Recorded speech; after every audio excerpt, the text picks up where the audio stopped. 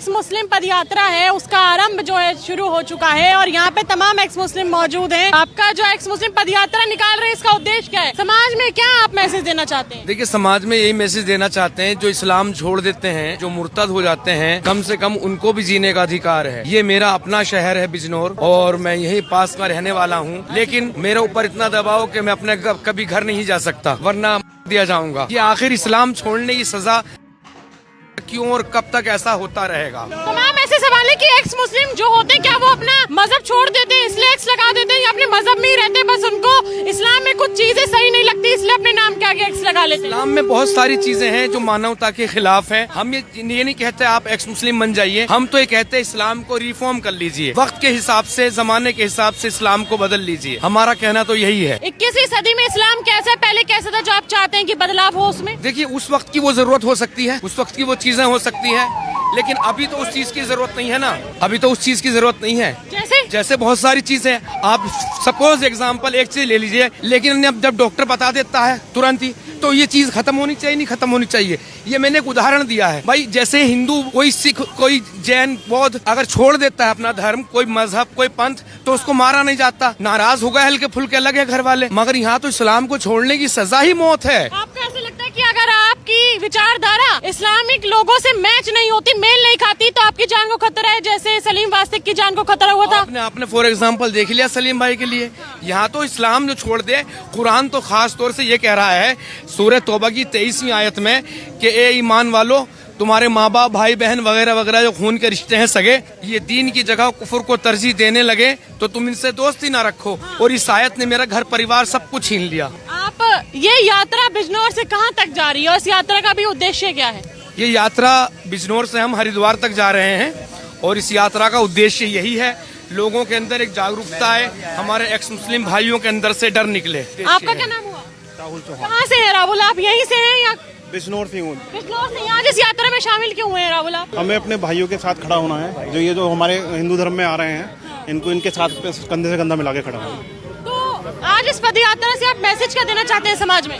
हम समाज को ये मैसेज देना चाहते हैं कि हिंदू धर्म बहुत पुराना धर्म है और इसमें सभी लोग आकर के अपना योगदान करें। तो सिख, इस्लाम, क्रिश्चियन जो धर्म है वो क्या अच्छे नहीं है कि आप चाहते हैं सभी हिंदू धर्म में आ जाएं? नहीं, सभी धर्म अच्छे हैं, लेकिन हमारे धर्म में जो आएगा, मेरा भैया आपका सनातन धर्म प्राचीन धर्म है। सबसे पहले मैं सनातन धर्म में सभी एक्स मुस्लिम का स्वागत करता हूं, हार्दिक अभिनंदन करता हूं। और जैसा कि सभी को विदित है कि सनातन धर्म सबसे प्राचीन धर्म है और उसकी विशेषता है कि एक पारिवारिक माहौल है सब जगह, और बाकी एक्स मुस्लिम हमारे जितने भाई हैं खुश हैं आकर, और हम इनका कंधे से कंधा मिलाकर साथ देंगे। आपको क्या लगता है कि अगर सनातन धर्म के अलावा कोई और धर्म है तो वहाँ पे लोग खुश नहीं है कि खुश होने के लिए उनको सनातन धर्म में अपनाना पड़ेगा? ये मुझे ही नहीं लगता है, सभी आम जनता की भी राय यही है कि सनातन धर्म प्राचीन धर्म है और इसमें ज्यादा लोग खुश हैं, ऐसा देखा भी गया है। कोई भय है? डर भय का माहौल आपने अभी देखा है, पीछे वास्तिक जी का जो हुआ है जो आपने देखा है। तो आपको क्या लगता है अगर कोई सलीम वास्तिक जैसे बयान देगा तो उनका भी करने के नारे लगाए जाएंगे और उनके ऊपर भी जानलेवा हमला करा जाएगा या आपके ऊपर भी करा जाएगा? ये सलीम वास्तिक जैसे बयान देते हैं तो अगला नंबर आपका भी हो सकता है। सनातन धर्म प्राचीन धर्म है और इसमें एक एक चीज सत्यता के आधार पर, शास्त्रों के आधार पर बिल्कुल उचित है और सही है। आपका क्या नाम हुआ? मेरा नाम गुणपाल है, गुणपाल आर्य। अरे जी, आज आप यहाँ क्यों मौजूद हैं? और मुझे यहाँ पे जो तमाम लोग हैं वो ये बयान दे रहे कि घर वापसी अगर कोई करा लेता है सनातन धर्म में तो हम उसको कहे दिल से अपनाएंगे। आप उन लोगों को क्यों नहीं अपना रहे जो अपने ही मजहब में और अपने ही धर्म में खुश हैं? जरूरी है कोई सनातन धर्म में आएगा तभी अपनाएंगे? नहीं, हम तो सबको अपनाने के लिए तैयार हैं, क्योंकि धर्म तो सनातन ही है, बाकी तो सारे मत पंथ हैं, बाकी सारी विचारधारा अपनी अपनी विचारधारा के अनुसार मत बना लिए। धर्म केवल सनातन धर्म है। हम तो सबके लिए मानवता की बात करते हैं। हम हिंदू, मुस्लिम, सिख, ईसाई इस प्रकार भेदभाव नहीं करते। तो बाकी पंथ और मजहब क्या भेदभाव करते हैं? हाँ, ये भेदभाव करते हैं। सलीम वास्तिक आपने देखा ही है। इसी प्रकार से जो है इस्लाम एक मत है, उनकी एक विचारधारा है, वो मानते हैं ऐसा कि अगर कोई इस्लामिक है तो वही हमारा भाई है, गैर इस्लामिक हमारे भाई नहीं है। आप सिख को, पारसी को, जैन को अपने भाई मानते हैं? ये सब भाई हैं, वैसे सब मनुष्य मात्र का रिश्ता है, सब भाई भाई, लेकिन विचारधारा के कारण जो है ये सब अलग हो रहे हैं, लेकिन है सब पहले सनातन ही थे। ये भी इन्होंने जो बाद में अपना मत पंथ बनाया अलग से, लेकिन पूर्वज इनके सारे सनातनी ही थे, सनातनी। अभी हम और आगे आप देख सकते हैं कि लोग और भी इस पद यात्रा में लगातार जुड़ रहे हैं, तो आगे जो लोग हैं उनसे भी जुड़ने की कोशिश करते हैं कि आखिरकार मोटिव क्या है। और ये जो बार बार बयान दिया जा रहा है कि घर वापसी, सनातन धर्म सबसे पुराना है, इसमें कोई दोहराए नहीं है, लेकिन क्या आप भाईचारा सिर्फ उन्हीं से निभाएंगे जो घर वापसी करेंगे, या जो सनातन धर्म से आते हैं उन्हीं से आप भाईचारा निभाएंगे? भाईचारा तो हम सबसे ही निभाते हैं, मनुष्य मात्र से भाईचारा निभाते हैं, बल्कि यहाँ तक नहीं बरकरार है। तो अपनी कुटुंबकम, यानी कि इस संसार में सारे जितने मनुष्य मात्र हैं वो सारा ही हमारा परिवार है। आपका परिवार सारा है और सब वासुदेव कुटुंबकम के नक्शे कदम पे चल रहे हैं, तो आज आपको यात्रा निकालने में आपको ये यात्रा क्यों निकालनी पड़ रही है फिर, अगर सब एक है तो? देखिए, हम तो सनातनी हैं, लेकिन हमारे जो एक्स मुस्लिम भाई हैं उनको समस्याएं हैं, क्योंकि अगर वो इस्लाम को छोड़ते हैं, सनातन में आते हैं, तो उनको खतरा है। ये जो यात्रा निकाल रहे हैं हमारे जो है एक्स मुस्लिम भाई निकाल रहे हैं, हम उनके समर्थन में हैं। जी देखिए, ये एक पर्चा मुझे यहाँ मिला है यात्रा में, और जहाँ तक मैं समझता हूँ ये शायद एक्स मुस्लिम्स का ही है। अगर आप अपने कैमरे पे दिखाना चाहें तो इसको ऐसे करिए। इसमें कितनी अच्छी और शानदार बातें लिखी है एक मानव को मानव बनाने के लिए। तो जहाँ तक मैं समझता हूँ ये तो बहुत अच्छा मैसेज दे रहे हैं, और अगर पूरा समाज ही ऐसा हो जाए तो समाज में जो हमारी कटुता जो बढ़ रही है वो खत्म हो जाएगी। समाज में जो क्रूरता बढ़ रही है, क्या क्रूरता है कि आप उसके खिलाफ है और आज आपको ये पद यात्रा निकालनी पड़ रही है? क्या क्रूरताएं पैदा हो रही है समाज में? उसमें एक जिद है कि जो हमारा विश्वास है कि वही अच्छा है। जैसे कि हमारे जो मोमिन भाई कहते हैं कि भाई केवल उन्हीं का जो विश्वास है वो सब पर जो है भारी पड़ना चाहिए, आगे उन्हीं का रहना चाहिए। ऐसा नहीं है, सबको जिए और जीने दो। मुस्लिम ये सोच रहे हैं कि मेरा मजहब सबसे अच्छा है, तो उसमें दिक्कत क्या हो गई फिर? देखिए, अच्छाई में तो कोई दिक्कत नहीं है। पहले बात, अगर आप धर्म के ऊपर आते हैं, धर्म और मजहब दोनों अलग अलग चीज़ है।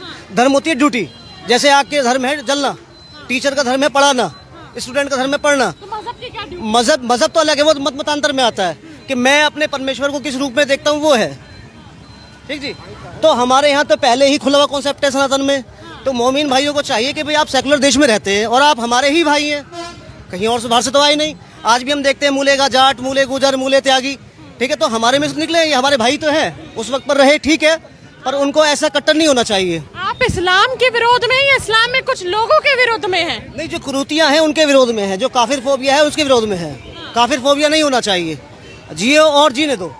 ये बहुत अच्छा मैसेज, तो मैं तो पढ़ के दिल खुश हो गया। ये इतनी अच्छी अच्छी बातें लिखी, अगर ये इंसान इन बातों को अपने जीवन में उतार ले तो एक बेहतर इंसान बन जाए। धामपुर से आज आप यहाँ इस यात्रा में मौजूद हैं, कारण क्या है उसका?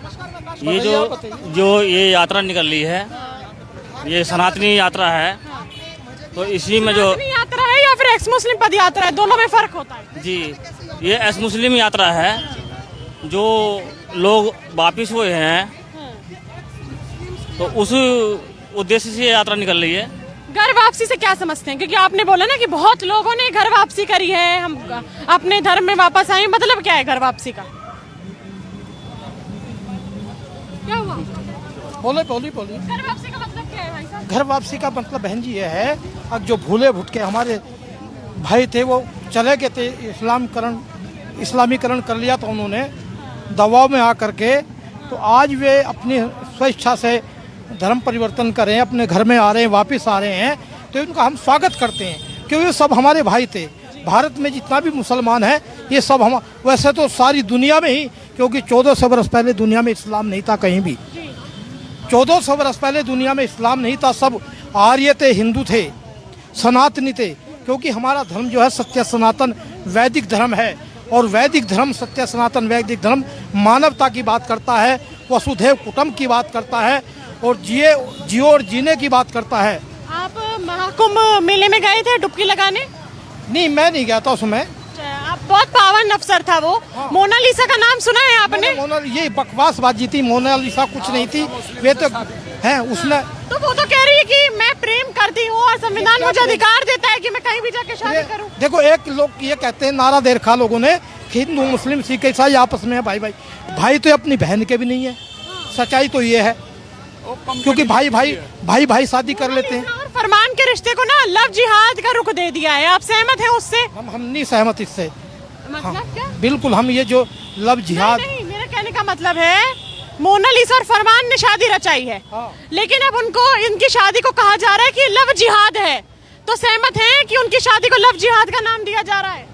हाँ ये लव जिहाद है, फिर लव जिहाद कैसे हो गया? लव जिहाद हो गया है। लड़की तो खुश है ना शादी करके, लड़की ये पागल है, उसको बेचारी को पता नहीं उन्होंने क्या वेद पढ़े या क्या उसने गीता पढ़ी या रामायण पढ़ी, कोई उसने धार्मिक ग्रंथ तो पढ़ा नहीं, उसने तो उनके बहकावे में आ गई। उसने वो बयान दिया है कि जब राधा ने कृष्ण से प्यार किया था तो ये थोड़ी देखा था कि कृष्ण हिंदू है या मुसलमान, तो मैंने भी नहीं देखा फरमान हिंदू है या मुसलमान, मैंने शादी कर ली। कृष्ण जी के नाम पर ये लोग ठगी ठोरी करते हैं। कृष्ण जी तो एक हमारे आप्त पुरुष में है, वो तो बहुत विद्वान थे, दार्शनिक थे, केवल एक पत्नी थी सहधर्मणि रुक्मणी कृष्ण जी की।